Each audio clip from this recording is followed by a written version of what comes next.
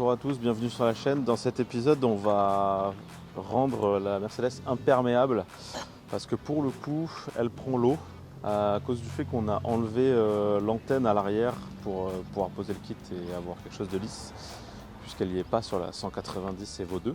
Et ensuite, on avait un vieil aileron ignoble posé, je pense, artisanalement, et du coup, il va falloir qu'on soude ces trous également pour la rendre imperméable. En plus, il va falloir galvaniser le tout pour pas que ça rouille par la suite. Et ça va être Brian qui va le faire parce que mes compétences s'arrêtent au tatouage. La soudure, on pourrait essayer, ça serait drôle, mais ça serait dangereux, je pense. Et donc du coup, on va vous laisser avec lui. C'est lui qui va faire un petit peu le taf, qui va poncer, souder. Je vais mettre l'après quand même. Faire quelque chose dans cette vidéo.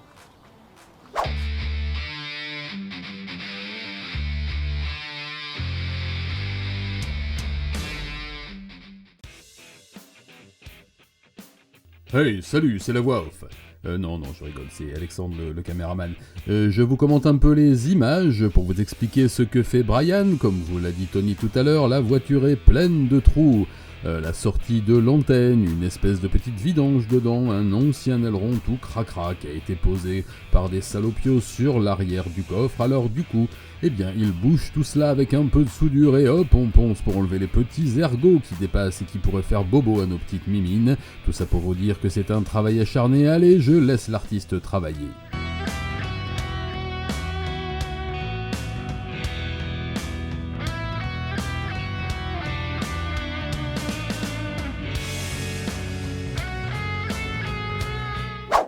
On se retrouve ici dans mon salon de tatou pour vous expliquer un petit peu tout ce que Brian a fait sur la voiture.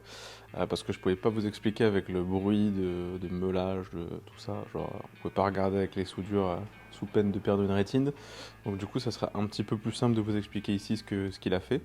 Donc vous allez voir sur les vidéos, il a soudé donc une petite pièce au niveau du trou de l'antenne pour étanchéifier la voiture, parce qu'on peut pas laisser un trou béant, ni mastiquer ça n'importe comment. Donc du coup, il a fait une soudure. Alors je vous vois venir. C'est pas la plus belle soudure qu'il ait fait de tous les temps, mais on s'en fout puisque le carrossier va repasser par derrière après. Là, c'est vraiment hypothétique dans le sens où on voulait pas que l'eau coule dans la voiture. Donc et c'est réglé. Genre on cherche pas le plus propre du monde. Ça deviendra bien plus après quand on sera avec le carrossier. S'il y a besoin de recharger, de remeler pour que ça soit lisse, on le fera. Mais pour le moment, c'est pas du tout le but. Vous êtes des gros professionnels, c'est tout.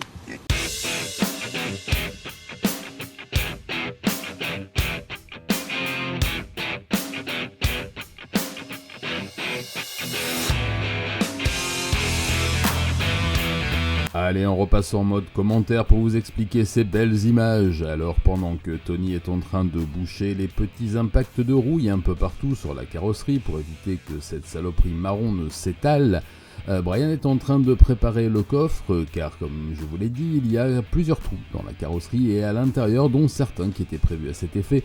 Celui-là était une vidange dans le coffre qui a été au contact de la glaise et des intempéries et qui est extrêmement rouillé, donc il va être bouché également.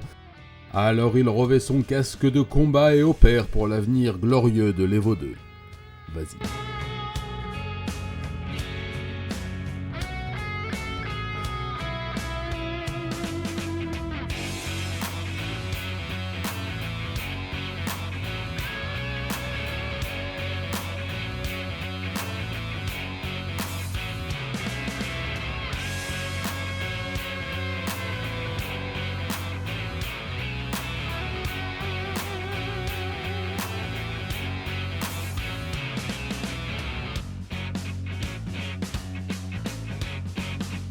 Ah oui, et lorsque vous soudez sur un vieux véhicule plein de détritus et de résidus, il y a de fortes chances que ça s'enflamme, que ça fasse de la jolie fumée et des petites flaminoutes sous le coffre, qui après tout n'est qu'à 30 cm du réservoir. Wow, c'est pas si près que ça, qu'est-ce qui pourrait mal se passer, hein?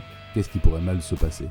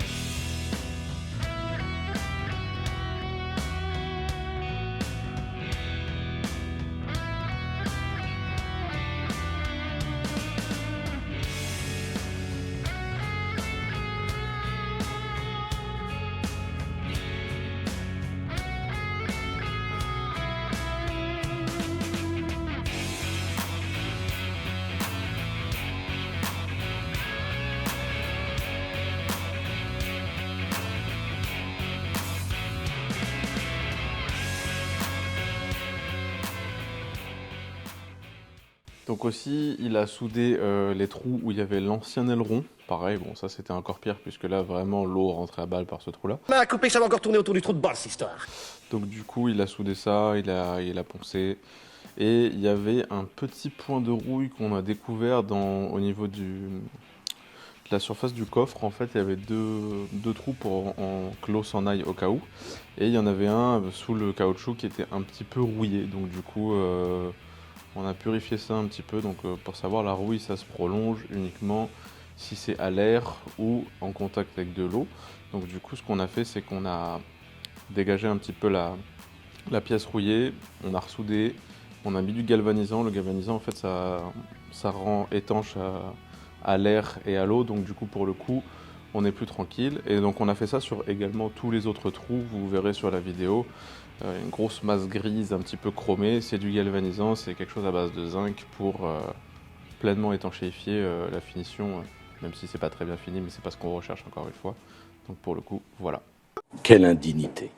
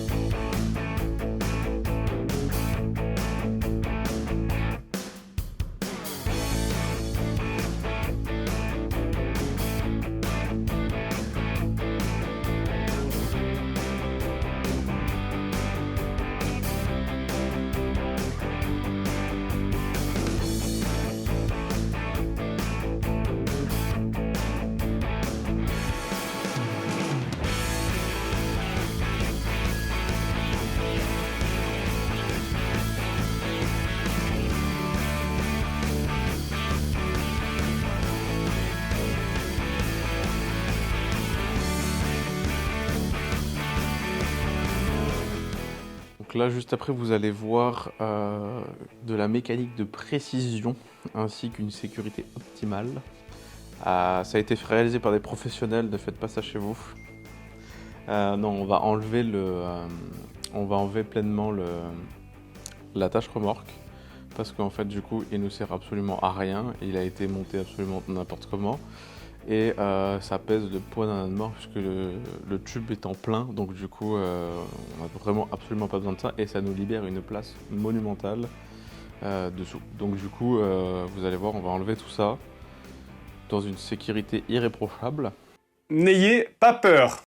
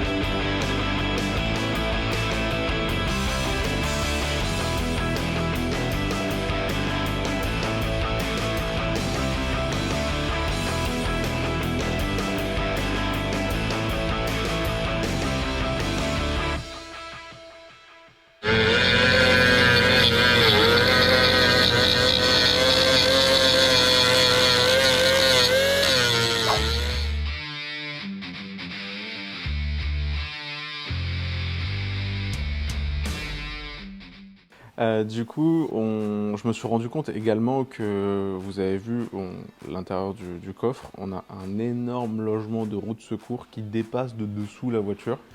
Et en fait, je me demande si on a besoin de ça ou si on n'a pas besoin de ça. Et je pense que je vais appeler le chargé de sécurité sur ce projet, qui n'est ni plus ni moins que mon cousin, qui est du coup ingénieur en mécanique, donc c'est ce qu'on peut faire ou ce qu'on peut pas faire sans que ce soit dangereux. Du coup, je vais lui passer un coup de fil maintenant, ça sera plus simple.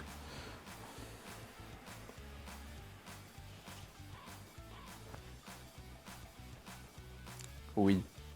Est-ce qu'on peut couper la bagnole en deux? Oui. Non, plus précisément, est-ce qu'on peut enlever le logement de roue? Ok. C'est pas structurel. Parfait. Merci. On peut couper la bagnole en deux. Ah d'accord, ok. Bah, très bien, ok. Bon, bah, je vais prendre des notes. Hein. Voilà, c'est la fin de cet épisode. Je vous remercie de l'avoir suivi. Je vous remercie également de l'accueil que vous avez fait à notre première vidéo, de vous être abonné en masse. On était, je crois, à presque 100 abonnés avant d'avoir sorti une seule vidéo. Donc du coup, je vous remercie énormément. Continuez à nous suivre, ça fait vraiment plaisir. Donc vous pouvez vous abonner, vous pouvez laisser un petit commentaire, que ce soit sur notre sécurité ultime dans cette vidéo ou n'importe quel conseil, on le lira, on le verra, on n'en prendra pas compte. Et ensuite, n'hésitez pas à liker la vidéo, surtout ça nous donne vraiment beaucoup de visibilité et ça nous aide dans notre futur projet. Merci à vous, à très bientôt. Au revoir.